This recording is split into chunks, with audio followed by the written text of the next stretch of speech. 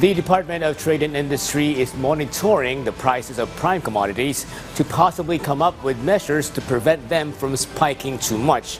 However, due to the prevailing situation in the country, the DTI revealed there's a possibility that prices of some basic goods will increase, but assures the hike will not reach 5%. PTV's Isaiah Merafuentes has more. Eliza goes to the grocery store twice a month. Since many are living with her, she tries to limit their grocery budget monthly, and she's worried prices of basic commodities might increase. Siyempre mahirap naman po, lalo na po sa kagayan namin.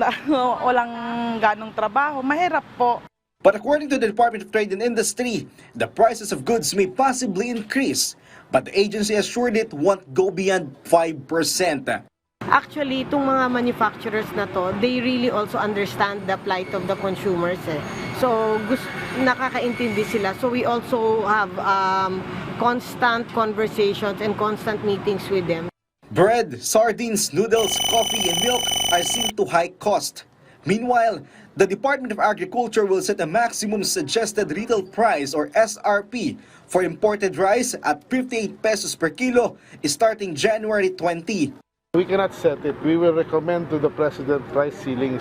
Ang Presidente ang magdedeklara ng price ceiling.